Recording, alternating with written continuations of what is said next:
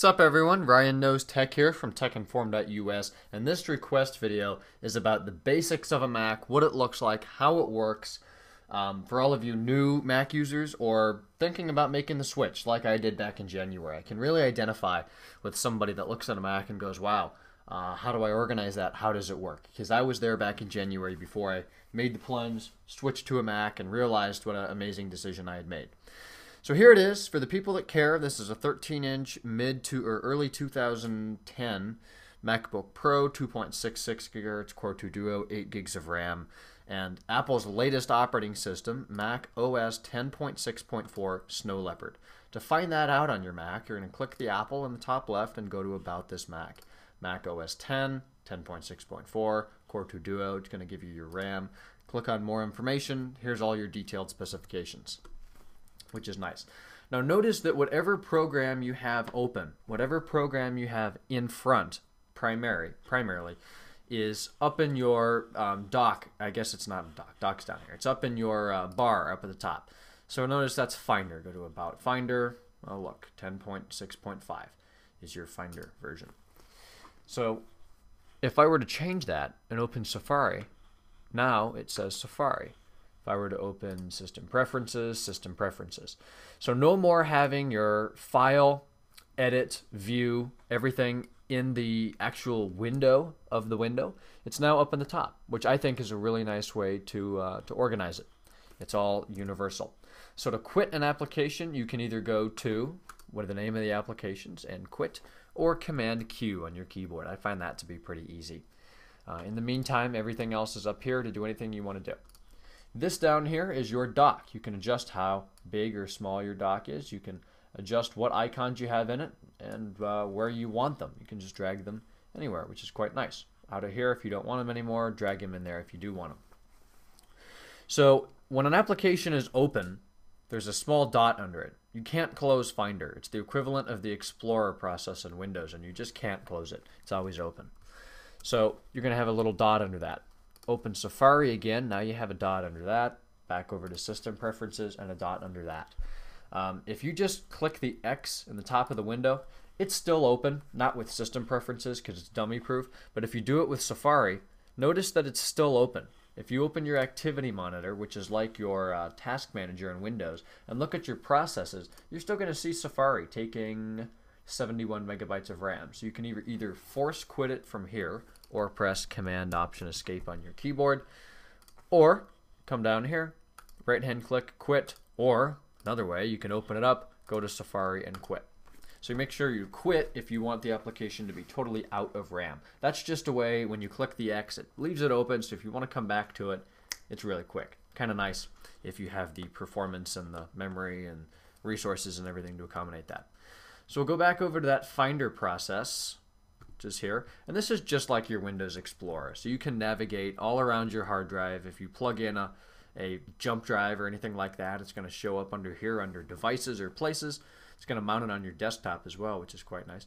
Under Applications, surprise, surprise, here are all of the applications you can download and install. Obviously, the .exe file no longer exists. It's called a .dmg, which is a disk-mounted granule or something. I have no idea. It downloads that, open it up, kind of runs like an exe. You drag the application to your Applications folder, which is down in your dock in the bottom right. There's your trash, your downloads, your documents, and your applications. So you drag the icon that you saved on your desktop into your applications, and there it is installed. Really quick, really simple, pretty clean install. So here's everything in your applications window, as you can see. Documents called stacks. It'll just kind of come up like that is the cube version, or they get a name for it. Smaller files, you'll get stacks that'll come up about halfway, and then they'll turn into that. Nice organization down there. So I think that OS X is a really nicely organized operating system. A couple things that they do need to improve on. Really Finder organization. Finder organization could be better. Some of the icons, if you copy a whole bunch of stuff, it goes all on top of each other. They don't align to a grid like I have it set to now. To fix that, it's Command J, and then you want to do Arrange by Snap to Grid. Make sure you do that. Another way of organizing things is folders and obviously icons and stuff like that on your desktop. So I have this folder Tech-Inform. I have all of our files in here and PSDs and the intro I used a couple of months ago. Image files are stored in here. Everything's in there. So, you know, that's just like Windows. It's just a folder. You can drag it around, erase it, do whatever you want, rename it by clicking the Enter key and typing. One nice thing in OS X, it's called Peek. If I were to select that file Tech-Inform, hit my space bar, it's going to show me that it's a folder called Tech-Inform. It's 54 megabytes. It has 11 items in it, and it was last modified August 21st, 2010, 11:51 and 41 seconds p.m. I have no idea what I was doing. Then it's going to go through, cycle through all of the files you have in here. Notice that's a video file. That's a DOC. These are all movie files or music files here. That's awesome. Hit the spacebar again, and it'll go away.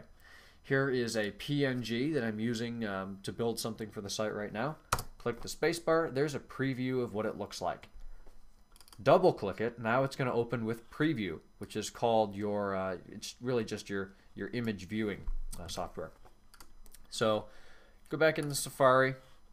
Bookmarks are up here. I prefer Safari over anything else, including Google Chrome or really anything else. But I feel the Mac, it's really simple to get the hang of. You just need to understand that when you click the X, it doesn't go away. When you minimize it, it'll usually come down here, and you'll see it. But I set it to go back down into the application because I usually have a lot of stuff open and I don't want to fill up my dock. So really, it's simple. It doesn't take long to know how to use. It's really kind of idiot-proof, more so than Windows. And really just a great operating system. So if you're debating switching from the Mac to the from the PC to the Mac, excuse me, thinking this experience may be difficult, I may not like it, I can't do as much, it's not compatible, don't think that. I have never run into compatibility issues. I use the iWork suite of applications. I have Microsoft Office, and I absolutely hate it for Mac. I love it on PC. 2010 is awesome, but 2008 on the Mac to me is complete garbage. There are free alternatives. Here's just a template, for example. It's nice. So there we go. That's how to use a Mac. Pretty simple. Installing applications, real easy. It's all down there. It tells you when it's open. You can adjust your icons up here. All your information's found up here. Log on, log off, time. Really easy environment, and I really encourage you to, if you're still unsure, go to Best Buy and play with one. Go play with a Mac and see what you think. Really easy environment. Definitely recommend it. Thanks for watching the video. Be sure to check out our website, www.techinform.us. Special props to somebody who designed my new channel background on YouTube. Really appreciate it. The username is iPhone Forever. I'll put that link down below. It's iPhone, the number 4, and Eva, E-V-A, iPhone Forever. The channel looks pretty good. I'm really excited to get a new image up. It's been a while. My previous designer was Tech City Channel, I believe, and he did an awesome job. I was sad to replace it, but I think this looks pretty good too. So make sure you go over and check out his channel. Again, link is down in the sub bar down below. And that's what it looks like. So be sure to check out the channel and see what you guys think. My Twitter is twitter.com/JamesRSchultz, and then we do host our live web shows every Tuesday night from 7 to 9 p.m. Eastern Time on ustream.tv/TechInformUs. Thanks, guys. See you in tomorrow's Thursday's video.